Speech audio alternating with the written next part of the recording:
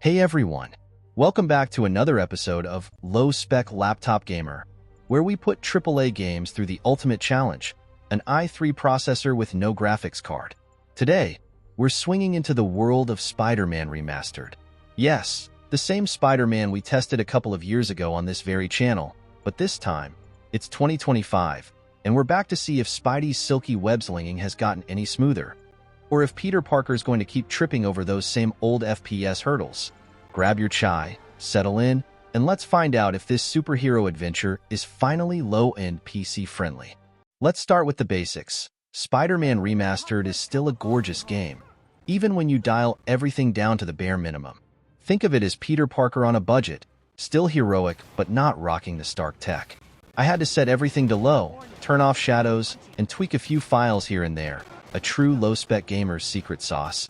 And I'm happy to report that the visual glitches we spotted last time, like the weird floating NPCs, are gone.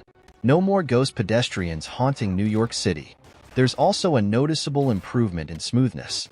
While the FPS only nudged up a bit, hovering around 25 to 30 in quieter areas and dipping to 20 during action scenes, it felt less choppy overall. Maybe Spider-Man got himself some new web fluid for his mechanics? Anyway, while it's no RTX 4090 experience, it's playable if you're patient and really love Spider-Man. Now, onto the gameplay. This is where Spider-Man Remastered truly shines. The web swinging is still as satisfying as ever. Even at low settings, there's just something magical about zooming through a low-res New York City. Sure, the reflections in the windows might look like they've been drawn with crayon, but who's looking at windows when you're doing mid-air flips? The combat is still fluid, and Spidey's quips are sharp enough to cut through the occasional stutter. Speaking of stutters, let me just say, there's nothing funnier than pulling off a perfect dodge in slow motion. Not because of a gameplay feature, but because your PC decided to take a breather. At one point, I was facing Rhino, and he was charging at me like a runaway train. My FPS dipped to 15, and for a moment, it felt like we were in a Bollywood slow-motion climax scene. Intense, yet hilarious. Still, the game rewards persistence, and with some patience, I managed to beat the big guy, and even felt a little heroic doing it.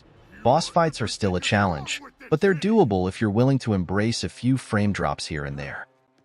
I was gonna say the same to you. So, is Spider-Man Remastered worth revisiting on a low-end PC in 2025? The short answer is, absolutely, yes, but only if you're ready to embrace the quirks and compromises that come with low-spec gaming. Let's break it down. First, the improvements since my last test a couple of years ago are noticeable. The graphical glitches that made Spidey look like he was battling ghost pedestrians have been fixed, which makes the city feel a lot more immersive, even if the textures and details on low settings resemble a PS3 era game. Performance-wise, the FPS gains may not blow your mind, but the gameplay feels smoother thanks to reduced stuttering. It's not perfect, but it's enough to make swinging through New York enjoyable without wanting to pull your hair out. And then there's the gameplay itself. Spider-Man Remastered continues to be one of the most engaging open-world experiences out there. Even on low settings, the thrill of web swinging between skyscrapers, diving off rooftops, and zipping through the streets never gets old. It's the kind of game that makes you feel like a superhero, even if your frame rate occasionally reminds you that your PC is the true underdog here. Combat, though occasionally slowed by frame drops, still feels fluid and rewarding. Yes, dodging punches or webbing up enemies at 20 FPS might feel like Spider-Man has discovered the Matrix, but there's a certain charm in making it work despite the odds. What truly stands out, however, is the satisfaction of getting such a high-profile AAA title to run on a low-end PC. It's a testament to the power of tweaking, patience, and maybe a little stubbornness. There's something oddly inspiring about squeezing every ounce of performance out of your hardware to enjoy a game like this. In many ways, it mirrors Peter Parker's journey. No fancy gadgets or million-dollar suits, just grit, determination, and a whole lot of heart. Ultimately, if you're a die-hard Spider-Man fan or someone who loves pushing the limits of what a low-end PC can handle, this is a must-try. The game offers enough thrills to outweigh its performance drawbacks, and for many of us, that's all we need. Sure, you won't get ray tracing or buttery smooth 60 FPS, but you'll get a unique experience that's just as fun, albeit in a scrappier, more resourceful way. After all, isn't that what Spider-Man is all about? Making the best out of what you've got? So, if you're ready to take on the challenge, suit up, web up, and swing into action. Trust me, your inner superhero will thank you. That's it for today's test.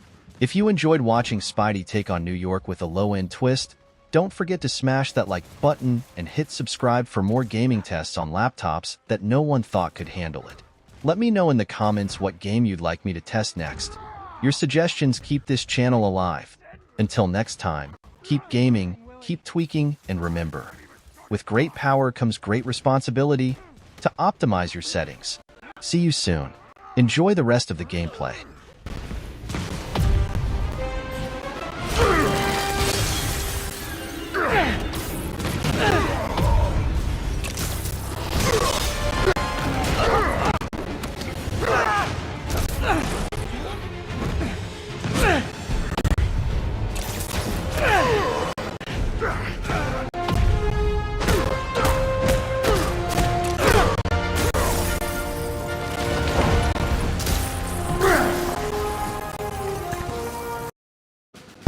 Gotta wait for an opening.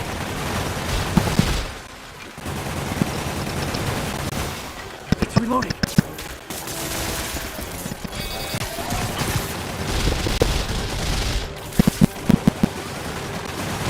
Okay, now!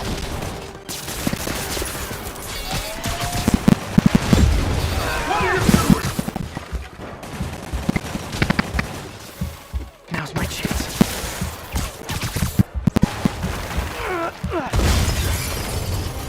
How is this happening? What's wrong, Willie?